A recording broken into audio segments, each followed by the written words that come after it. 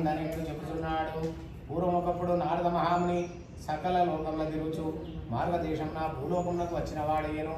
నారద మహాముని భూలోకంలో మానవుడు పడుతున్న కష్టంలను చూసి వీరికి కష్టం ఎట్లు తొలగును అని ఆలోచించుకొని విష్ణులోకంలోకి వెళ్ళిన వాడయ్యను. నారద మహాముని విష్ణులోకంలో చతుర్భుజుండును, తెల్లని శరీర ఛాయ గలవాడును, శంఖము చక్రము గదా పద్మము మొదలగు అలంకారములు గలవాడవు శ్రీహరిని చూచి ఇట్లు ప్రార్థిస్తున్నాడు.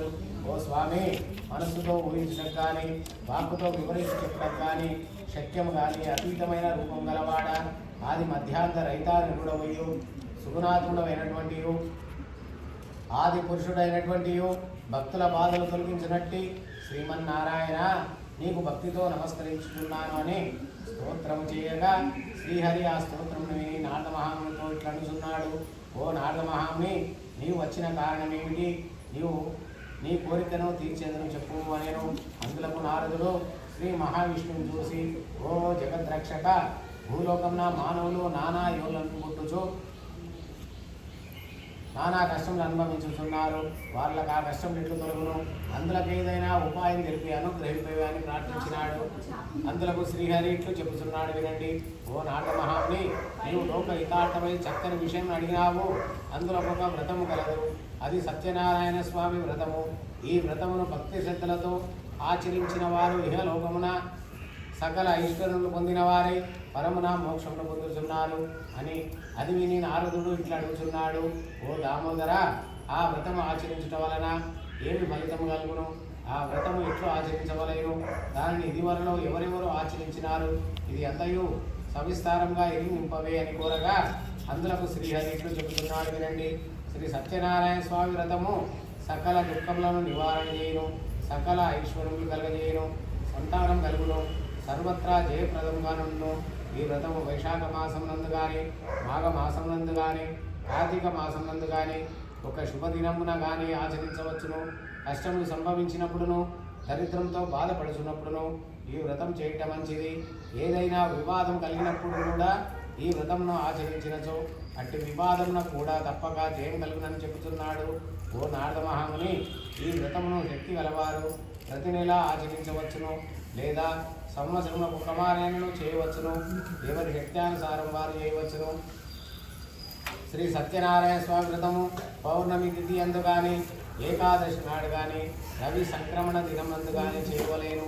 సూర్యోదయమున పూర్వమే నిద్ర లేచి కాలకృత్యములను నెరవేర్చుకొని స్నాన సంధ్యానుష్ఠానములను యథాప్రకారంగా నిర్వర్తించుకొని శుచి అయి నిశ్చల భక్తితో దేవాదిదేవ శ్రీ సత్యనారాయణ ప్రభు, నీ అనుగ్రహం పొందుటకై భక్తి శ్రద్ధలతో ఈ వ్రతమును ఆచరించుతున్నాను అని తన మనస్సున స్వామిని ధ్యానం చేసుకొని నమస్కారం చేయవలేను. ఆ విధంగా సంకల్పం చేసిన తర్వాత మధ్యాహ్న కాలంలో కూడా కర్మానుష్ఠానములను నెరవేర్చుకొని సాయంకాలం మరల స్నానం చేసి రాత్రి ప్రారంభ కాలంన ఈ వ్రతమును ఆచరించవచ్చును. పూజా స్థలమును గోమయంతో అలికి శుద్ధి చేసి వరిపిండి మొదలగు 5 రంగుల చూర్ణములతో ముక్కులు పెట్టి దానిపై నూతన వస్త్రములను పరిచి దానిపై బియ్యం పూసి దానిపై కలశం ఉంచవలేను. కలశంను వెండితో కానీ రాగితో కానీ తుదకు ఇత్తడి లేదా మట్టితో కానీ చేయవలేను. లోపత్వం చేయరాదు. యథాశక్తిగా అన్నీ ఆచరించవలేను. ఆ కలశం మీద మరల కొత్త వస్త్రములను పరచవలేను. నూతన వస్త్రముల మీద సత్యనారాయణ స్వామి ప్రతిమను ఉంచవలేను. ఆ ప్రతిమ ఒక కలశం బంగారంతో కానీ, అర్ధకలశం బంగారంతో కానీ, లేదా తుదకు పావు కలశం బంగారంతోనైనా చేయించి పంచామృతములతో అభిషేకమును గావించి మండపంన ఉంచవలేను. ముందుగా విఘ్నేశ్వరుని పూజ చేయవలేను.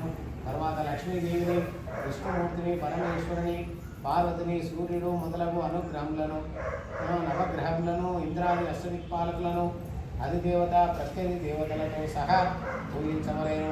మొదట కలశంన వరుణపు దేవుని పూజ చేయవలేను. విఘ్నేశ్వరుడు మొదలగు 5 దేవతలను కలశంనకు ఉత్తరమున మంత్రములతో ఉదక సమాప్తిగా ప్రతిష్ఠింపజేసి పూజ చేయవలేను. తర్వాత ఇంద్రాది అష్టదిక్పాలకులను తూర్పు మొదలగు 8 దిక్కులందు ప్రతిష్ఠింపజేసి పూజ చేయవలేను.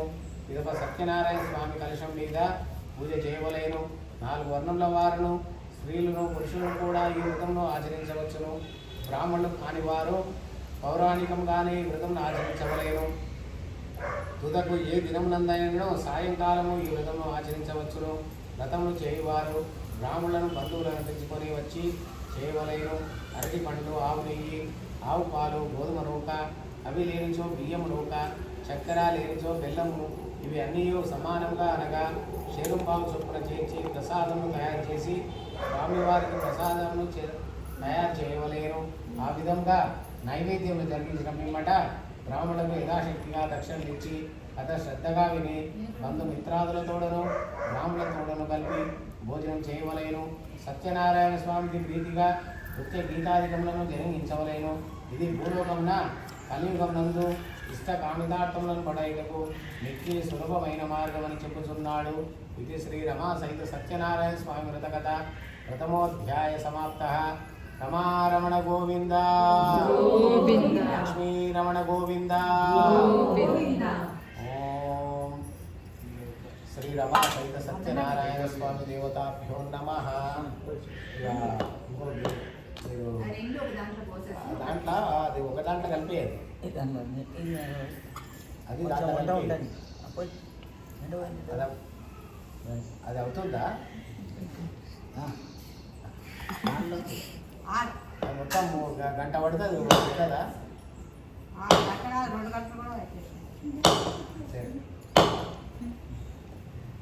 ఓం శ్రీ రమా సహిత సత్యనారాయణ స్వామి దేవతాభ్యో నమః.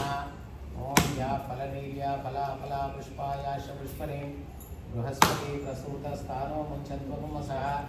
హలో ఇందుకే పెట్టి అట్లే పక్కకు పెట్టి ఏదన్నా ఇంకో దీంట్లో పెట్టి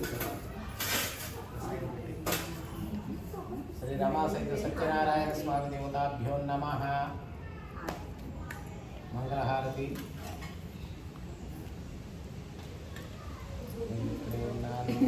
పని చేస్తావు నాకు తెలుసు.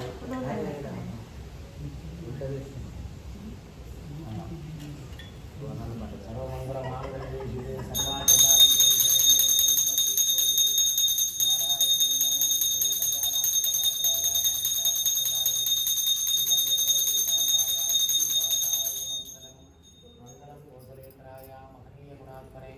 చక్రవర్తి తనూజాయ సార్వభౌమాయ మంగళం.